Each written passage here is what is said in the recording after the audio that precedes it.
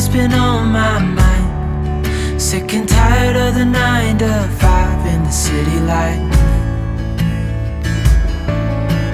Hey darling, we could get out of town, see the beautiful world around, wanna see it now. Pack our bags and get in that car, leave a little note and we'll drive real far. Let's get out, we can leave this city. Let's drive to the open air. Yeah, the countryside is so pretty, with the wind blowing in your hair. We can look back someday, baby, don't you understand? Hello, welcome back to the channel. In today's video, we will be talking about living in Toronto. What is like to live in Toronto. So the city of Toronto is the largest in Canada and one of the largest in North America. So the Greater Toronto area includes around 6.5 million people, stretching along the shore of Lake Ontario and including suburban communities further inland. So Toronto is also one of the most multicultural cities in the world. Making life in Toronto is a wonderful multicultural experience. More than 140 languages and dialects are spoken in here in the city, and almost half the population in Toronto was born outside Canada. And although not the capital city of the country, the particular honor rests with Ottawa. So Toronto is nonetheless the center of many of Canada's industries, and therefore it offers many economic opportunities to new immigrants or arrivals. So consistently ranked as one of the most livable cities in the world. So Toronto enjoys a reputation as an exciting, diverse, clean, and safe city to set up a home.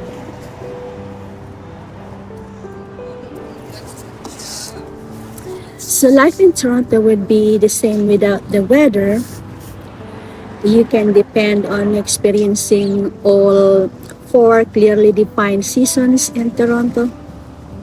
While winters aren't as extreme as many other parts of Canada, they can still be quite severe and frustratingly long.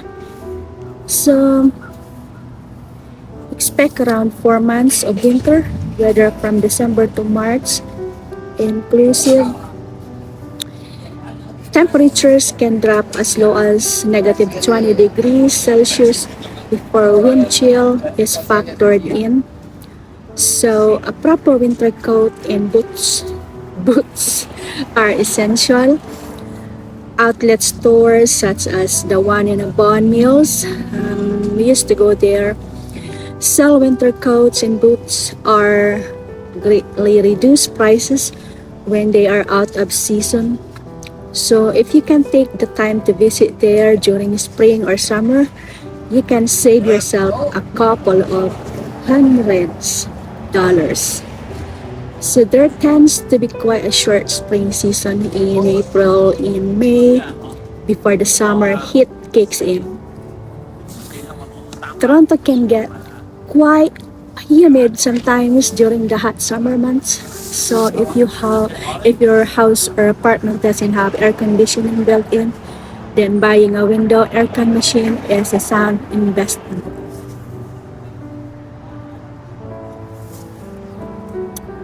And also a store like Canadian Tire sells them in varying prices. So there tends to be quite short spring season in April and May before the summer heat kicks in. So life in Toronto. What is like to be living in Toronto? First, living cost. Living in Toronto, particularly anywhere near downtown, can be expensive, and rents are among the highest in Canada. And other standard monthly expenses such as phone plans, groceries, and transit are not cheap either. So, analysts at lowest rates.ca calculated that to get by in Toronto, a person needs to be earning a salary of $40,583 before tax to meet the living cost of the city. Too expensive, guys. So, here are the average expected monthly bills for someone living alone in Toronto. So first, Toronto housing. It cost $1,672.13. And phone and internet, it cost $127.50. Transit and taxi, Uber or Lyft, $176.25. Groceries, $283.60. Entertainment, $354. Siyempre, health and fitness, $75. Fortunately, wages in Toronto are also quite good across the spectrum. The Ontario minimum wage is $14.25 per hour as October 2021 to 2022 for slightly lower minimum wages and places for students and liquor servers.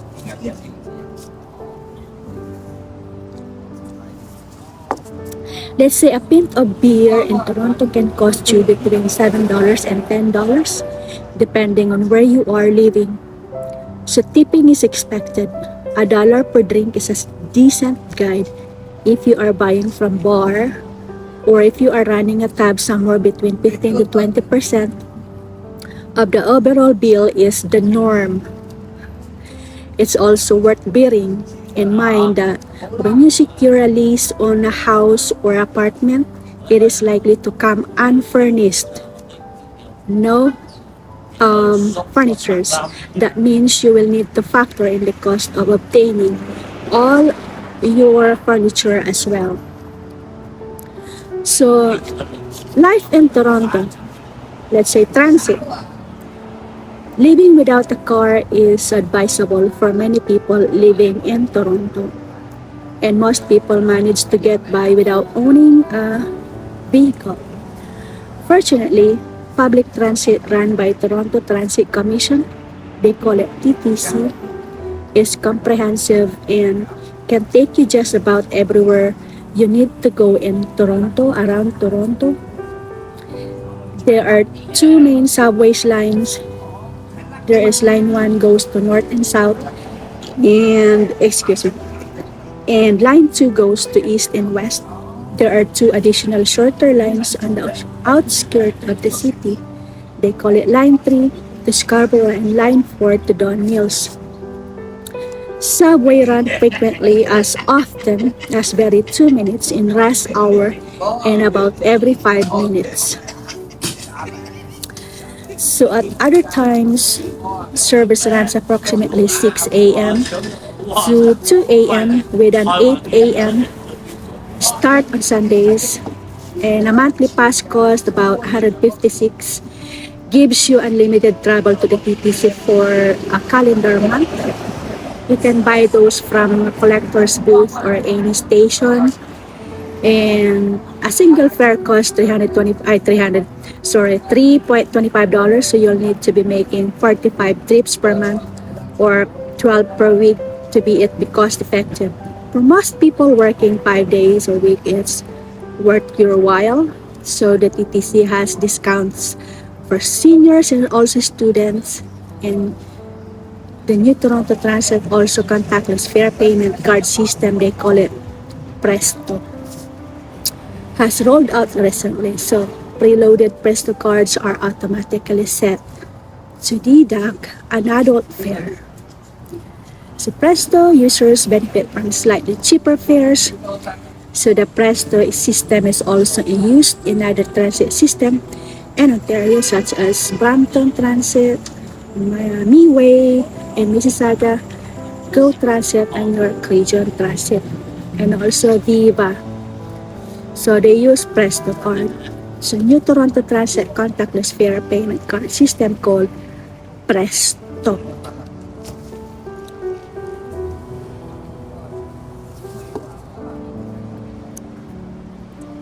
Anyhow, we have a nice, beautiful view at the back. Our background is a beautiful, oh my gosh. Today is Saturday. I'm at my work location and I'm having a break, a coffee break at McDonald's. And before going to my second patient, diniscuss ko muna ito para i-share ko sa inyo how to be like living in Toronto, the city of Toronto. Para sa mga taong gustong mag-migrate or pumunta dito to live in Toronto, so here you go guys. This is all about Toronto, including the population, the system of public transit. So usually public transit is cheaper and more convenient than having a car for which you have pay insurance, gas, regular maintenance, road taxes, and city parking fees. So parking spots are hard to come by and you'll need parking permit from the city for your neighborhood. The cost varies depending on where you live, but expect to pay upwards of $200 for anywhere even close to downtown. So the more you closer to downtown, the more expensive. Now we're talking the Toronto with kids. If you have family and you have kids your own, so here it is guys. Toronto is a wonderful place to bring up kids. It is safe, clean, and offers them the opportunity to experience so many cultures in their everyday life. There are also many great options for education. Kids generally enjoy life in Toronto, and children is among the most expensive in Canada. However, and for infants, it will cost an average of $1,758 per month. To find schooling, the website of the Toronto School Board will help you find out what options are available near you. So the people, Torontonians, so about the people, Torontonians generally don't fit the stereotype of the friendly, overly apologetic Canadians that the rest of the world is used to. People here in Toronto will be first to tell you that being a part of such a big, bustling city, people get somewhat hardened after experiencing a bit of life in Toronto. So that being said, the people of Toronto are still generally very nice, and it has a relaxed and very tolerant attitude most of the time. Many people in the city also identify very strongly with Toronto itself rather than Canada as a nation. Toronto is much more diverse than other parts of Canada, and some minorities feel apathetic to the idea of Canadian identity but love their city. So that's all folks. Sana nagustuhan nyo yung sharing ko about being what it's like to be living in Toronto, the city of Toronto. So thank you for watching and we'll see you next. Bye for now.